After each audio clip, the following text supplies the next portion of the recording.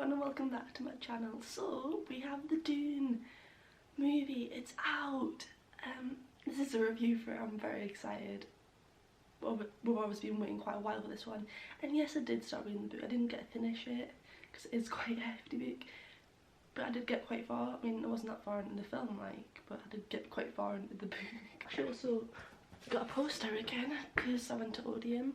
Just as a poster you get if you go see it this weekend at Odeon. It's very nice. This for me was the perfect blend of art house and blockbuster. For me it was just the absolute epitome of cinema. It's what it should be, and I'm very happy that so many different, like, just I guess people are going towards this kind of style now. I quite enjoyed how Timothée Chalamet's character Paul looked too weak to be able to be that much of a fighter, to be that much of a leader, but then we soon learn that he's been fight training for quite a while, and he is, you know, pretty good at it. He's pretty powerful. So it just goes to show that you really shouldn't judge the character, that they can sometimes have a lot more power than you think. And then, as I say, I did read the book, so Denis, is it Villeneuve?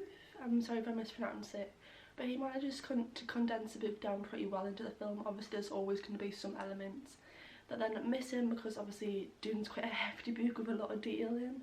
But I think they did do quite well. Obviously it was a bit frustrating knowing they missed out certain parts, especially they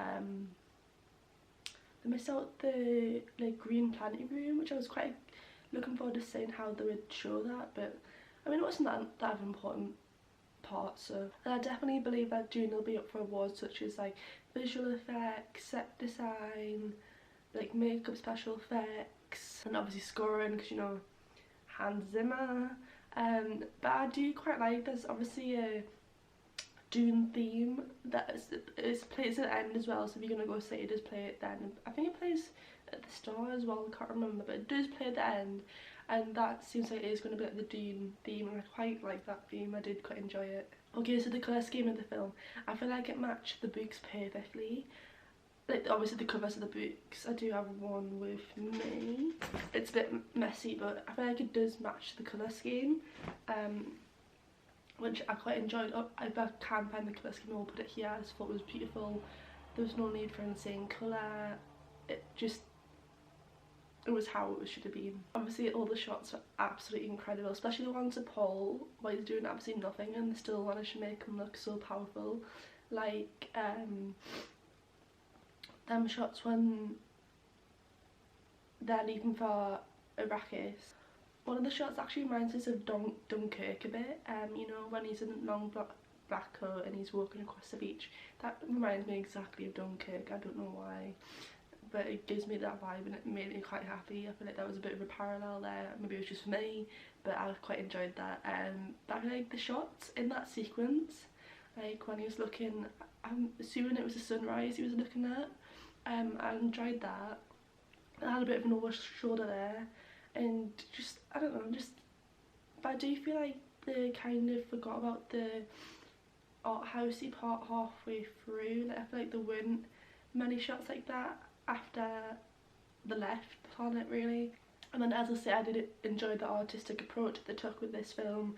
It was definitely what the book deserved and what the storyline needed to be able to be portrayed correctly. This is how the book should be portrayed on film. I do feel like they forgot about the spice though. Like obviously they had that big conversation about how important it is to the planet and how important it is to them succeeding, but then they just stopped talking about it. There was no mention of it later on, and essentially this is what the whole job was. So I feel like this should have been mentioned a little bit more later on because I feel like it was forgotten a bit. I do also like how they introduced Chani, how she was in the movie frequently but only for a short period of time, so it does leave the audience wondering like what's her impact going to be. Obviously the audience that hasn't read the book gonna leave the audience wondering like, who is this girl? And obviously we didn't end up meeting her properly later on, but it was only for a brief, it was also quite brief, because obviously we know that Chani is going to be a bigger character in the next film. I know a lot of people didn't like this, but I did like the concept of it being a part one.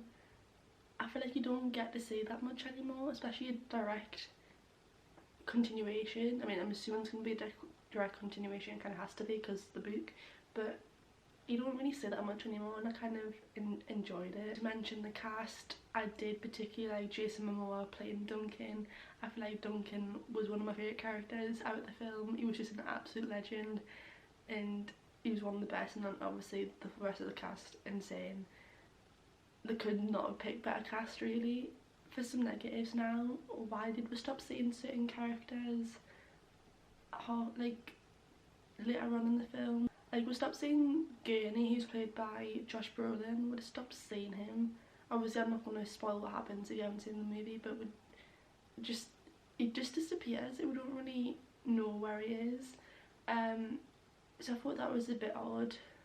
I mean, obviously we've got quite a bit to go in the second part, but it is weird how he just abruptly just is no longer in the film, and I feel like that was a little bit weird. And then obviously if you watched my trailer reaction, the first one, on the second one really, I did mention about that CGI part. This isn't a spoiler by the way, it's in the trailer, but I did mention that part where Paul is in, I forgot what the kind of suit it is, but he's in one of the suits and it looked too CGI, and I got told it was going to change it, that usually edit more after the trailers, but it looked exactly the same, and I feel like maybe because the suit was CGI and you also had the blue eyes, maybe it was too much CGI. It just looked too much. It did not look real to me. Overall, I would give this film probably an 8 or 9 out of 10. I loved DUNE.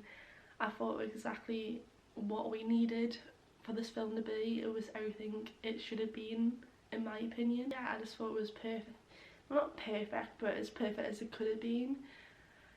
Apart from the CGI part, like the scoring, the set design, the colour scheme and colour grading, the acting, like, it's how I envision the characters to be from the book as well. So yeah, that's my review, I guess. Let me know your thoughts and feelings down below. Make sure to give it a thumbs up, and yeah, subscribe as well, and I will see you next time. Bye.